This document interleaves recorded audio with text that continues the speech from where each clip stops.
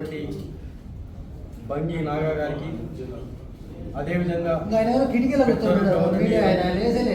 KP Narayana సమన్న గారికి అదేవిధంగా senior నాయకులు దాసన్న గారికి ఈ యొక్క సమావేశానికి చేసిన ప్రతి ఒక్కరికి కూడా పేరు పేరున ధన్యవాదాలు తెలియజేస్తూ రాష్ట్రంలో ఈరోజు ఎక్కడ చూసినా సరే ఒక సంతోషకరమైన వాతావరణాన్ని కనిపిస్తుందంటే కేవలం ఈరోజు తెలుగుదేశం ప్రభుత్వమే ఏర్పాటు చేయడాన్ని ప్రతి ఒక్కరు కూడా స్వాగతిస్తున్నాం. అదేవిధంగా కూడా అభినందిస్తున్నాం.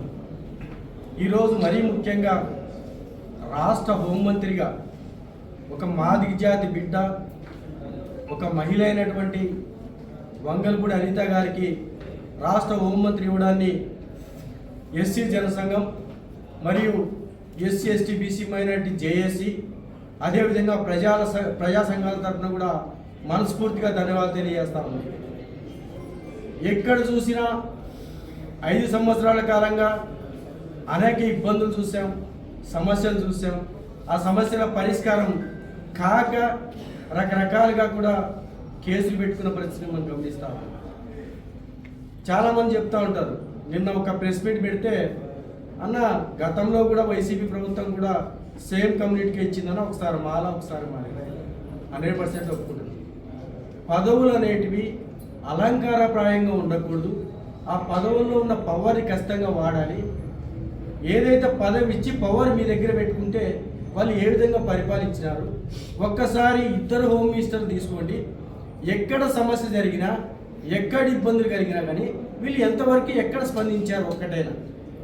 డాక్టర్ చంపితే మాట్లాడరు, దాదాపు అంటే శిరోమండలం చేస్తే మాట్లాడరు, భూ కబ్జాలు చేస్తే మాట్లాడరు, చంపిన వాళ్ళని డోర్ డెలివరీ చేసిన వారిని మరీ వెనకేసుకొని విర్రవీగితే ప్రజలు కన్నెర చేస్తే ఆ ప్రభుత్వాల పనితీరు ఏ విధంగా ఉంటుందో ఒక్కసారి జగన్మోహన్ రెడ్డి గారి గుర్తు చేసుకోవాలి. ఎందుకు ఈ మాట చెప్తా ఉన్నామంటే, మీరు 5 సంవత్సరాల కాలంగా అరేనైనా ఆనంద్ బాబు అనేవాడు అనంత బాబు అనేవాడు చంపినాడు, మా దళితులు అవమానపరిచినాడు, మాకు అవమానం జరిగింది, మా దళిత బిడ్డలు బాధపడుతున్నారని చెప్తే వారినే వెనకేసుకొని మరి నవ్వుకుంటూ తిరిగావు అన్న. దాదాపు 2004 ముందు వేరు, 2019 తర్వాత వేరు రాజకీయాలు. ఎందుకు ఈ మాట చెప్తున్నాం మనం అంటే, 2019 నుంచి మనం చాలాసార్లు గమనిస్తే ఏవైతే అగ్ర కులాలు ఉన్నటువంటి కాపు కానీ కమ్మ కానీ లేకపోతే రెడ్డి కానీ ఈ కులాలకి ప్రతి ఒక్కరికి ఒక పార్టీ ఉందన్న. అయితే 2 నుంచి 3 కులాలకు మాత్రమే ఇలా పార్టీ లేవు. ఆ కులాలు ఏమంటే ఎస్సీలు కానీ ఎస్టీలు కానీ మైనార్టీలు కానీ. బీసీల గురించి ఎందుకు చెప్పుకోవద్దంటే, బీసీలు అన్ని రంగాల్లో కూడా ఎంతో కొంత రాజకీయంగా ముందుండే పరిస్థితి ఉన్నాయి. ఈ 3 వర్గాలు కలుపుకుంటే దగ్గర 1.5 కోటి ఓట్లు ఉన్నాయి. ఈరోజు రాజకీయాలు శాసిస్తుంది. నేను 100 రకాలుగా ప్రెస్ మీట్లో మాట్లాడితే సరిపోదు. ప్రజలకి ఏం చేస్తున్నారు, ఎక్కడ అన్యాయం జరుగుతుందని పొద్దున్న లేస్తే రాత్రి లోపల సెల్లో చూసుకొని ఎవరికి ఓటు వేయాలని చెప్పి నిర్ణయించుకునే స్థాయికి ఈరోజు వచ్చారు. ఏవైతే 1.5 కోటి ఉన్నటువంటి ఈ యొక్క ఓటర్లు ఎటువైపు అయితే మొగ్గు చూపుతారో వాళ్ళే ఈరోజు రాజ్యాధికారి చేపట్టే పరిస్థితి. అందుకే ఈరోజు వంగల్పూడి అనిత గారు కానీ లేకపోతే అచ్చెన్నాయుడు గారు కానీ అదేవిధంగా సీఎం ఎవరైతే చంద్రబాబు నాయుడు గారు కానీ వారిపైన నమ్మకంతో భరోసాతో దాదాపు 164 సీట్లు ఇచ్చామంటే కేవలం మేము నమ్ముతున్నాం. అదేవిధంగా గతంలో కూడా చూసాం, చంద్రబాబు నాయుడు గారు ఉన్నప్పుడు అనేక విధంగా ల్యాండ్ పర్చేస్ స్కీమ్ దగ్గర నుంచి తీసుకుంటే ఎంతో కొంత థ్యాంక్ యూ సీఎం దగ్గర నుంచి తీసుకుంటే అనేక సంక్షేమ పథకాలు ప్రవేశపెట్టాడు. ఈయన వచ్చిన తర్వాత మొట్టమొదటి పెట్టిందే రద్దు అనే కార్యక్రమం తీసుకొచ్చి ఎస్సీ కార్పొరేషన్ నిధులు రద్దు చేసుకుంటూ వచ్చిన పరిస్థితి. అందుకే ప్రజలు ఎవరైనా సరే చాలా జాగ్రత్తగా గమనిస్తూ ఉంటారు. పాలకులు అనే వాళ్ళు కేవలం సేవకులుగా మలుచుకుంటేనే రేపొద్దున భవిష్యత్తు ఉంటుందని చెప్పేసి ఈ పాలకులందరికీ నా యొక్క తరఫున గుర్తు చేస్తూ, అదేవిధంగా రాష్ట్ర ముఖ్యమంత్రి చంద్రబాబు నాయుడు గారి కోసం దాదాపు 6 నిమిషాలు కష్టపడితే మేము కూడా కేసులు పెట్టించుకున్న పరిస్థితి మేము చెప్పుకోదలుచుకున్నాం. ఈరోజు చెప్తున్నాం కూడా గర్వంగా. మేము ఈరోజు మిమ్మల్ని సీఎంగా చూడాలనుకున్నాం, చూస్తున్నాం. మాకు ఏ విధమైన అభివృద్ధి కావాలంటే మమ్మల్ని ఆత్మగౌరవంతో నిలబెడితే చాలు. మాకు ఆస్తులు అవసరం లేదు, అంతస్తులు అవసరం లేదు. వంగల్పూడి అనిత గారు మిమ్మల్ని ఏ విధంగా అయితే గతంలో ఉన్నటువంటి రోజా గారు, చిత్తూరులో ఉన్న నగిరి రోజా గారు పర్సనల్ లాంగ్వేజ్తో మాట్లాడి పర్సనల్ అబ్యూస్ లాంగ్వేజ్ యూజ్ చేసి మానసికంగా ఎంత కుంగు తీసిందో అందరికీ గమనించిన విషయమే. తను ఈరోజు హోమ్ మినిస్టర్ స్థాయిలో ఉంది. అదేవిధంగా కక్ష తీసుకోవాలనుకుంటే నగరంలో ఉన్న రోజా గారు తమిళనాడుకు పరిగెత్తే పరిస్థితి వస్తుంది.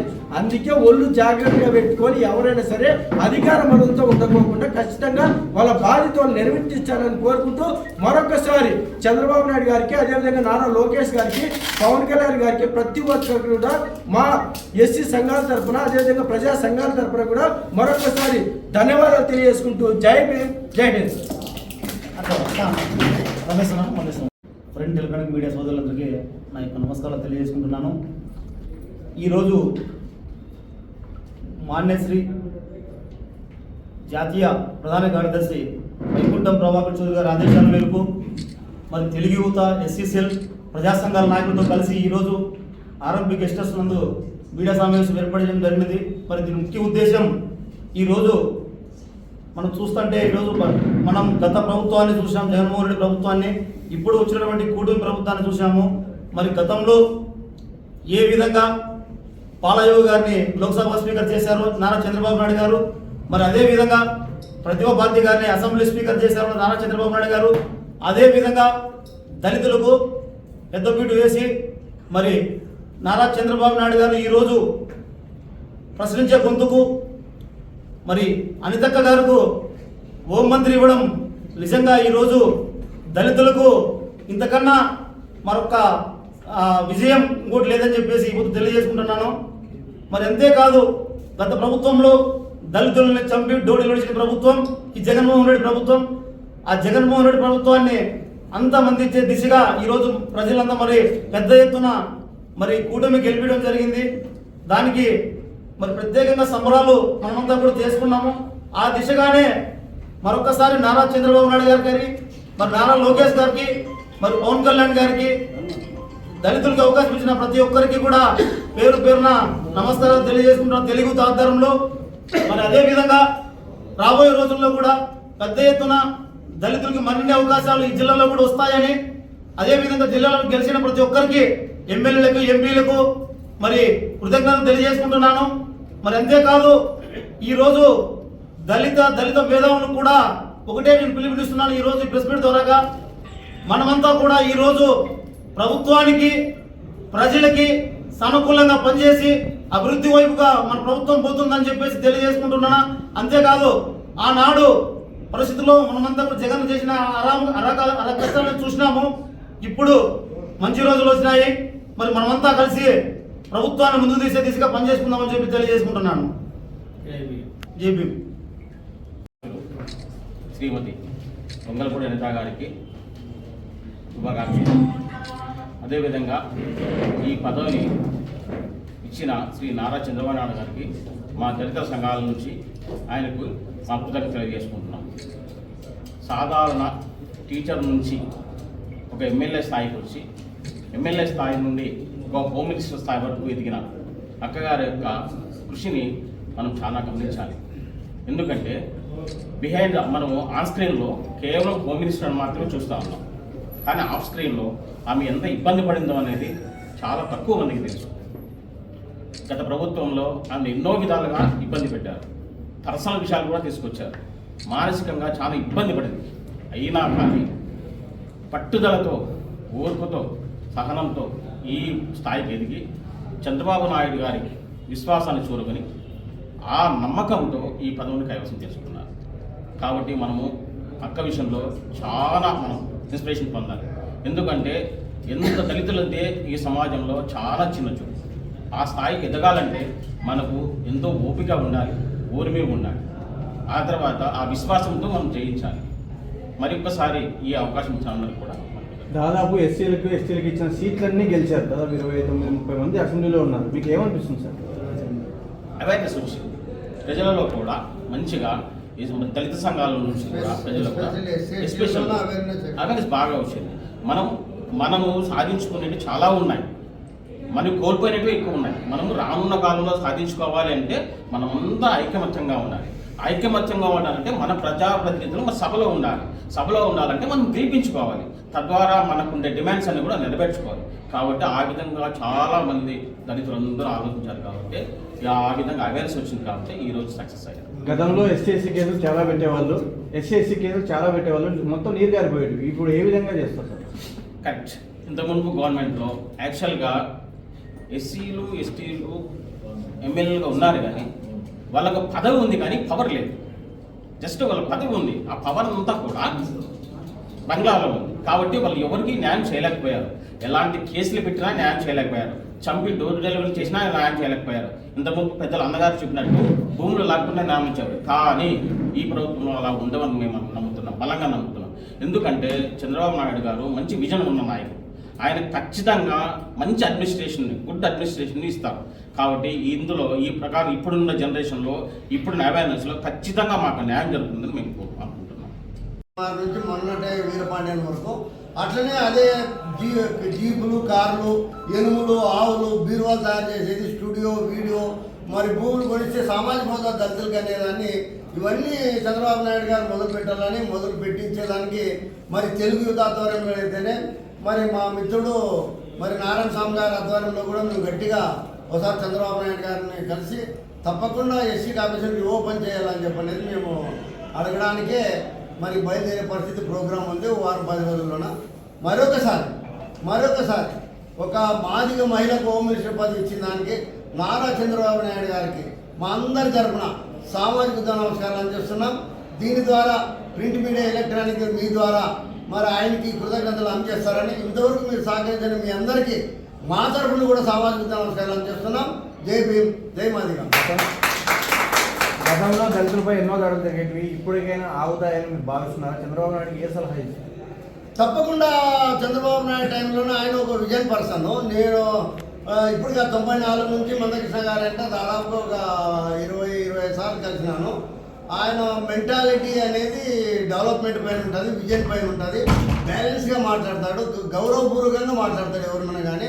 ఇప్పుడు ఎస్సీ పైన జరిగిండే దాంట్లో గతంలో నారా చంద్రబాబు నాయుడు గారు ఉన్నప్పుడే కదా కోర్టు వాయిదాలకి ఎస్సీలకు వచ్చిన వాళ్ళకి అన్నం పెట్టడము, కోర్టులోన వాళ్ళకి ఛార్జీలు ఇవ్వడము, మరి ఈ కేసుల పైన సీరియస్గా అప్పుడే 56 మేము కులాంతర వివాహం చేసినాం ఆయన టైంలోనే.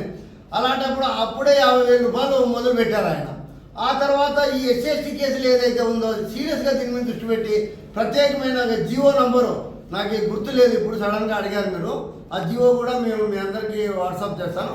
జియో రిలీజ్ చేసి ఎస్సీ కేసుల పైన సీరియస్గా స్పందించాలని చెప్పని అప్పుడు చెప్పడం జరిగింది. కాబట్టి ఇప్పుడు కూడా ఆయన ఆధ్వర్యంలోన ఎస్సీకి న్యాయం జరుగుతుందని, ఎస్సీ కేసుల పైన ఈ భూములు ఏదైతే లాక్కున్నారో ఇండ్లు సెంటు కూడా తీసుకుని దినాలున్నాయి, ఇవన్నీ రిటర్న్ వచ్చే విధంగా ఎస్సీల పట్ల మేము తప్పకుండా పనిచేస్తూ ఎప్పుడు మించిపోయిన సమస్యలు ఆయన దృష్టికి కూడా మేము మా లీడర్ల ద్వారా, తెలుగు యువత ద్వారా, మరి విజయ మాండరీ కమిటీ ద్వారా, ఎంఆర్పిఎస్ ఆధ్వర్యంలో ఆయన దృష్టికి తీసుకొని పోయి ఎస్సీకి న్యాయం జరిగేదానికి తప్పకుండా చూస్తాం.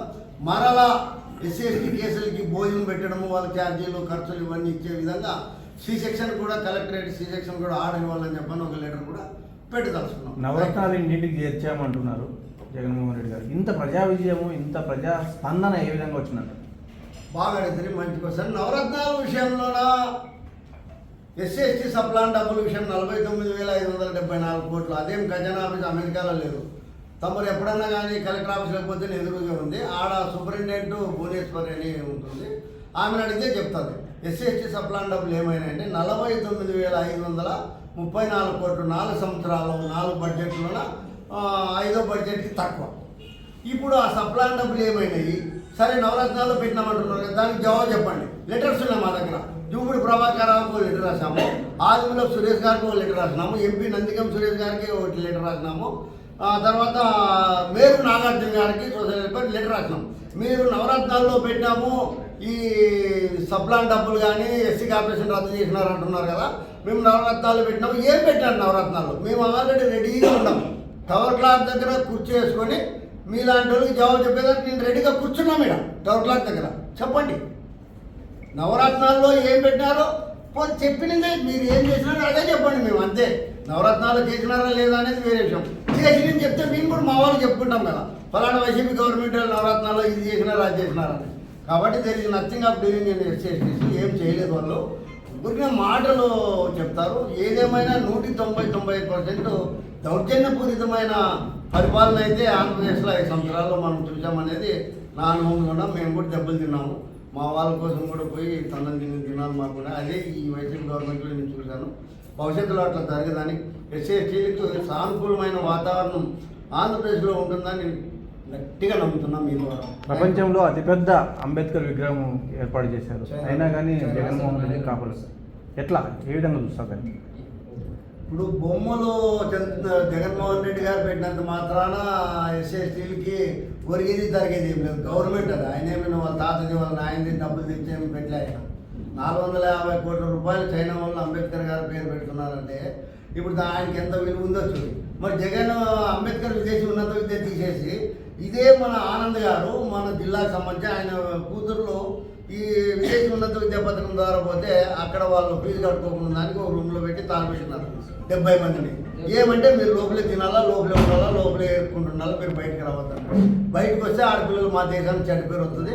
ఎప్పుడైతే మీ రాష్ట్రంలో డబ్బులు పంపిస్తారో కాలేజ్ ఫీజు, అప్పుడు మిమ్మల్ని కాలేజీ పంపిస్తాం. ఇప్పటికీ 6 నెలలు ఫీజు వచ్చింది, 6 నెలలు అయిపోయింది మీది, మీరు లోపలే ఉండండి అని చెప్పాను. దాంట్లో ఉగ్రాచంద్ర ఆనంద్ గారి కూతురు కూడా ఉంది. ఆయన ఫీజులు పంపిలేక గవర్నమెంట్ ఆయన చెప్పులు తీసుకొని మీడియా ఎదురుగా అంబేద్కర్ విగ్రహం దగ్గర కొట్టుకుని తినాలని కూడా మనం చూసినాం.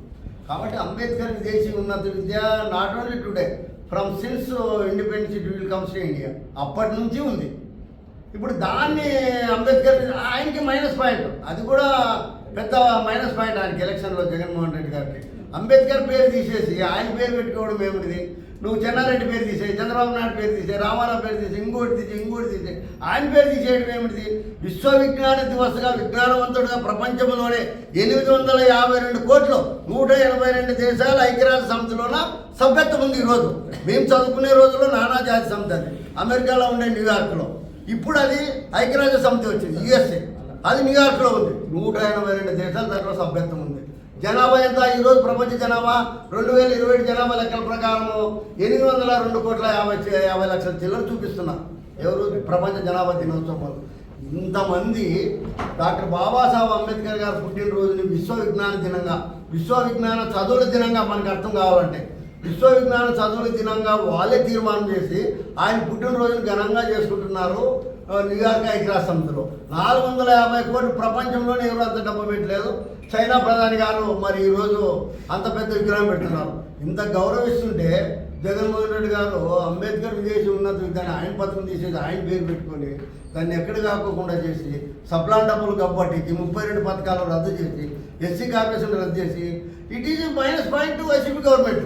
11.02 మీరు ఎప్పుడైనా లెక్కలు చూడండి. 11.02 ఓట్లు ఎస్సీ ఎస్టీలు వేశారు టీడీపీ ఎన్డీ కూటమికి 11.02. అదే 2000 ఇంతకుముందు గవర్నమెంట్లోన 7.01 ఓట్లు ఎస్సీ ఎస్టీలు జగన్ రెడ్డికి వేశారు. అందుకని అన్ని సీట్లు వచ్చిండే. ఇప్పుడు కూడా ఇన్ని సీట్లు రావడానికి కారణం 11.02 ఓట్లు ఎస్సీ ఎస్టీలు ఎన్డీఏ కూటమికి వేసిండే దానికి అన్ని సీట్లు వచ్చింది. జగన్మోహన్ రెడ్డి కూడా ఏం తక్కువ రాలే ఓట్లు, 1,42,00,000 ఓట్లు వచ్చినాయి. ఏం సన్న ఓట్లు కాదు. ఆడ తగ్గిపోయినది ఎస్సీ ఎస్టీ ఓట్లు తగ్గిపోయింది.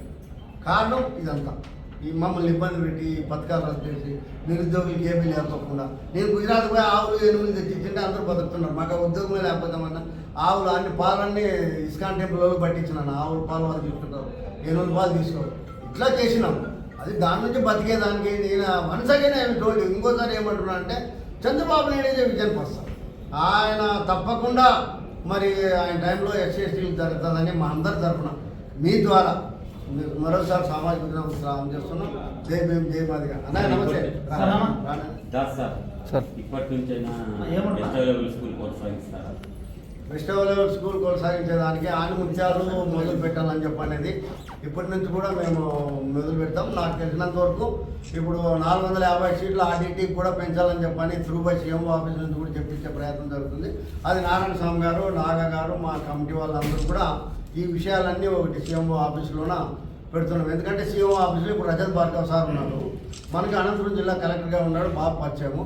ఆయన మనమే ముఖ్యమంత్రిని కలసాలనేది ఏం లేదు. సీఎం ఆఫీస్లో కలిస్తే మనకు పనులు జరుగుతాయి. ఈ టైంలో పనులు జరుగుతాయి. కాబట్టి ఆనిముత్యాలు, బెస్ట్ అవైలబుల్ స్కూల్ పథకము, తర్వాత 450 సీట్లు మీరు ఆర్డీటీ వాళ్ళు పెంచాలనేది, ఎక్కడ పడితే అక్కడ స్వచ్ఛంద సేవా సంస్థలు 10th పాస్ అయిన ఎస్సీ ఎస్టీకి మీరు చదివించే విధంగా చూడాలనేది కూడా మరి అప్రోచ్ అయ్యి. ఉదాహరణకి ఎన్టీ చౌదరి, అశ్వమేధ చారిటబుల్ ట్రస్ట్, రమణారెడ్డి గారు ఉన్నారు, ఆయన బాగున్నారు. ఇట్లా వాళ్ళందరూ చెప్పి వెజిటబుల్ స్కూల్తో పాటు మిగిలిన సీట్లు కూడా ఎస్సీలకు వచ్చాయి. మార్పు రావాలా, చదువుకోవాలా. నీ పిల్లలు ఇద్దరు చదువుకొని ఉద్యోగం వస్తే, మరి వాళ్ళ పిల్లలకి ఇద్దరికి ఉద్యోగం వస్తే, వాళ్ళ పిల్లలకి ఇద్దరికి ఉద్యోగం వస్తే మార్పు అనేది స్టార్ట్ అయింది. గతంలో అయ్యా దేవరాని ఘాట్పట్లో నిలబడేవాళ్ళం, ఇప్పుడు క్వశ్చన్ చేసే స్థాయికి వచ్చినాం. భవిష్యత్తులో కూడా వస్తుంది మార్పు అనేది. It will comes from 100 years. 100 సంవత్సరాల లోపల పూర్తిగా ఎస్సీల పైన మార్పు వస్తుంది. సమాజంలోన వ్యవస్థలోన సమానత్వం తప్పకుండా ఉంటుందని మేము గట్టిగా నమ్ముతున్నాం. Thank you. ఏమన్నా అన్నయ్య రానా?